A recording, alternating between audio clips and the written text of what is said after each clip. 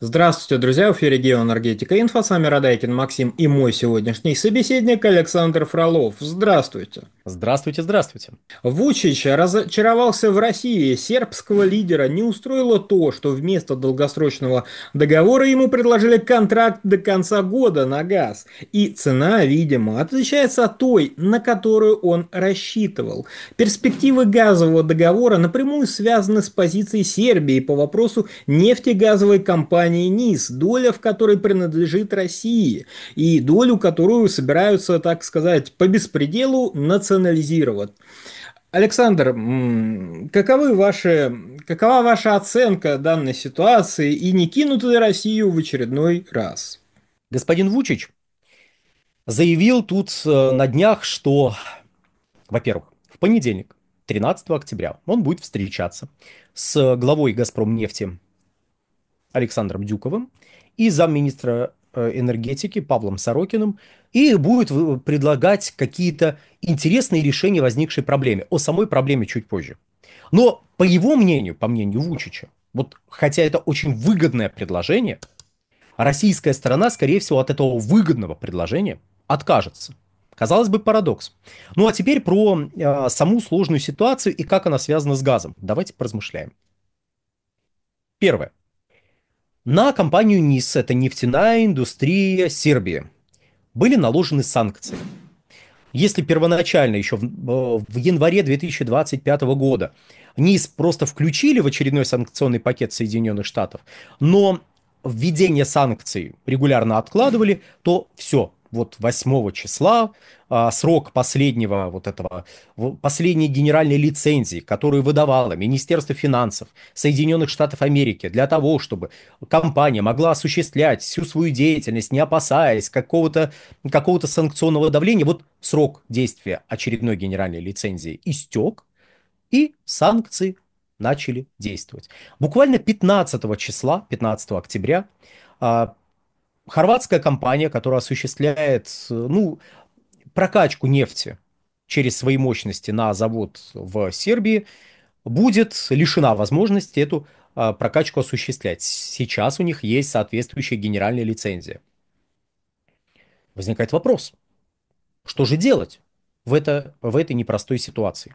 Понятно, что ответ на вопрос искали довольно давно, включая такой вариант крайне маловероятный. Соединенные Штаты, а может вы не будете вводить санкции? Ну как это мы не будем? Ответили Соединенные Штаты. Нет, ты не смотри, что Дональд Трамп, он такой душка, он такой лапочка, он у нас тут всем нравится. Не-не-не, но как бы что касается санкций, не, ну все, что Байден принял, а что не так-то? Все нормально. По делам узнаете их, да, говорил один известный человек, да? Вот. Не, ну зато на словах Дональд Трамп, он, конечно, Лев Толстой. Да. Вот. В делах вот, ну, как бы немножечко ситуация отличается. Но зато у нас многим нравится, потому что, эх, какой клевый парень. Просто ему мешают, понимаете, мешают. Он бы хотел сделать хорошо, но вот ему мешают. Мы, правда, на этом канале и думали, что он будет делать вид, что хочет сделать хорошо. Но ему будут мешать, прям страшно-страшно будут мешать. Ну, возможно, мы заблуждаемся, и скоро все изменится. Вот скоро Дональд Трамп со всеми мешающими разберется и санкции снимет, все заработает, во всем мире будет тишь да благодать, потому что он очень хочет премию мира в следующем году. Хотя бы в следующем году, ну, ребят, ну вы чего? Come on, guys, как говорится. Но санкции на нефтяную индустрию Сербии фактически полноценно заработают с 15 октября. То есть они уже работают в области банковских операций и ряда других важных составляющих деятельности.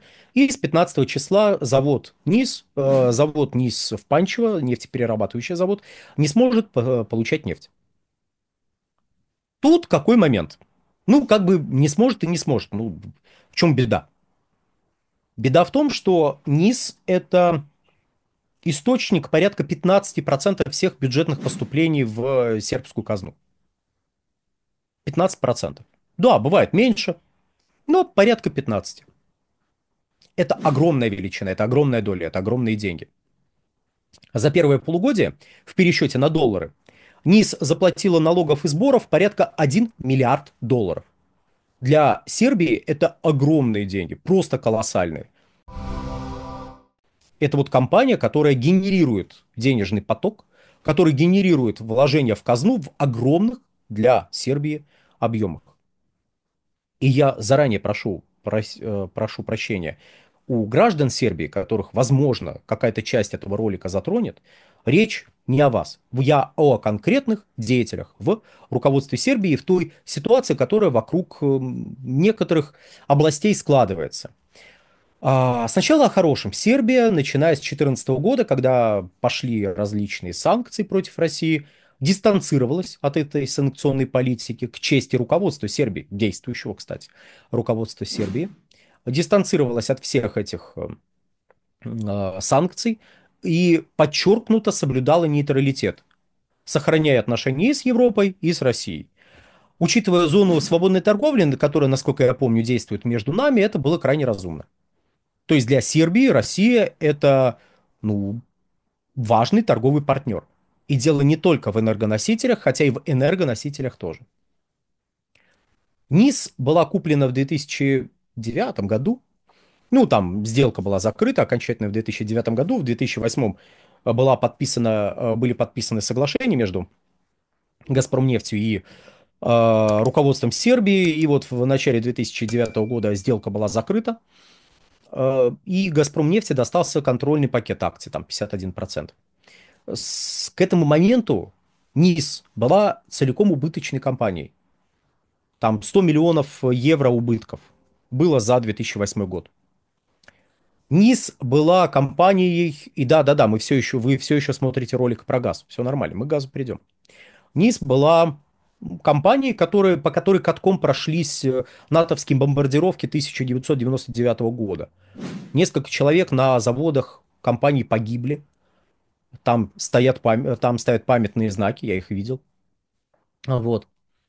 Большая часть, наверное, 90-95% всех автозаправочных станций которые на тот момент действовали в стране, были построены до 1980 года включительно.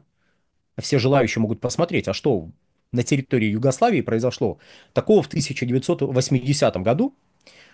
Вот, что нужно именно с этим годом сравнивать.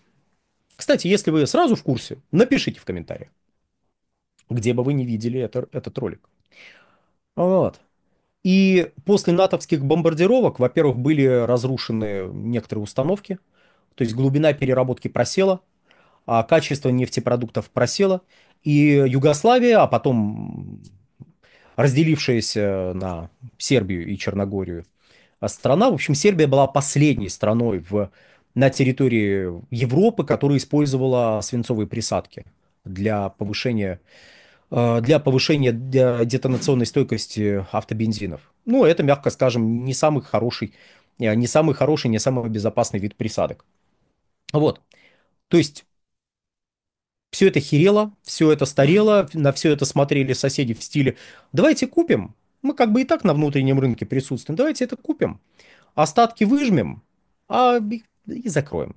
Ну, потому что к тому моменту нефтеперерабатывающие мощности на территории Евросоюза были недозагружены, они, кстати, и сейчас недозагружены, притом довольно значительно. И зачем покупать какого-то игрока, который находится рядом с вами, если можно на этот рынок продавать нефтепродукты, загрузив имеющиеся мощности? Ну, как бы понятно, что, в общем-то, незачем. Тем не менее, значит, вот этот контрольный пакет был куплен за 400 миллионов евро.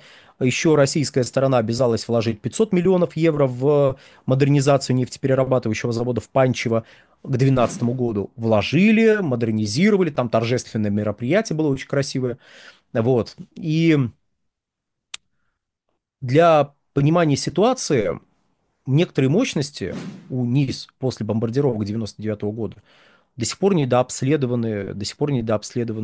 Ну ладно, не будем углубляться. Это тема и печальная, и не настолько веселая, как вот высказывание господина Вучича. Вернемся куда-то туда. Всего за прошедшие годы в НИС было вложено примерно даже уже более 3,5 миллиардов евро. В конце прошлого, начале этого года господин Вучич оценил долю группы «Газпром» в НИС примерно в 600 миллионов евро. Он говорит, ну а что, 600 миллионов.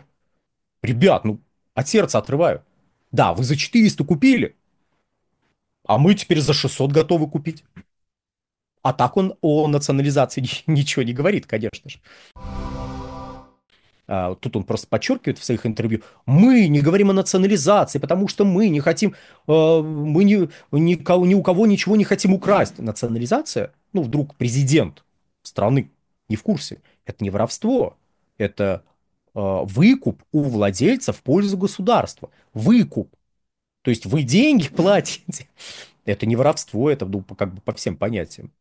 Вот. А если вы не в пользу государства, а если вы этот выкуп считаете воровством, то я страшно скажу, в той же мере это будет воровством, если вы поспособствуете выкупу за неадекватно низкие, по неадекватно низкой цене не в пользу государства, а в пользу какого-нибудь частного инвестора. Ну, если вы считаете выкуп по низкой цене в пользу государства воровством, господин Вучич, то боюсь, что выкуп в пользу какого-нибудь частного лица это тоже будет тем же самым. Возможно, все еще возможно, хоть и маловероятно, что эта ситуация будет развиваться как-то так, как было бы выгодно и Сербии, как самостоятельной стране, и России. Но я впервые в Сербии побывал как раз в 2012.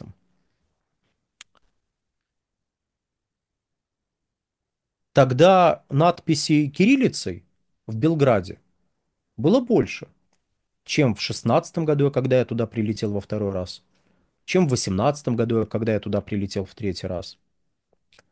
Да, есть регионы, скажем, Воеводина, где надписей на кириллице больше. Но тут есть еще один момент. Молодежь не учит русский, молодежь учит английский. Есть люди старшего поколения, ну это когда, знаете, это русская культура страдала под пятой кровавых большевиков. Почему-то люди учили русский в мире. Наверное, так совпало. Вот. Так вот, люди старшего поколения русский знают. Молодежь нет, не знает. Потому что экономических стимулов, чтобы учить русский, у молодежи нет. Или, по крайней мере, молодежь о них не знает.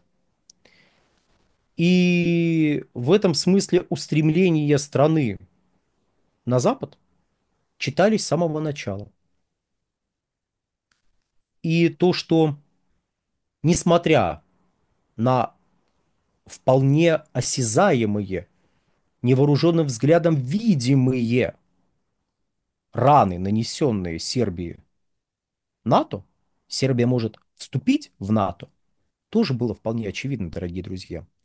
Я буду очень рад ошибиться. Я надеюсь, что через неделю мы запишем ролик, в котором я скажу, ребята, я ошибался. Руководство Сербии предложило потрясающий план. Ох, ага.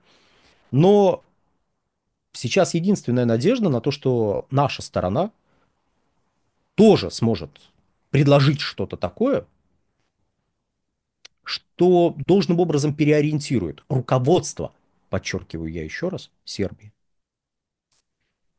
Но я, честно говоря, в этом несколько сомневаюсь. Не сбрасываю со счетов такую возможность, но сомневаюсь. Ну, а удивляться, что с вами не подписывают дальше сверхвыгодные контракты на поставку газа?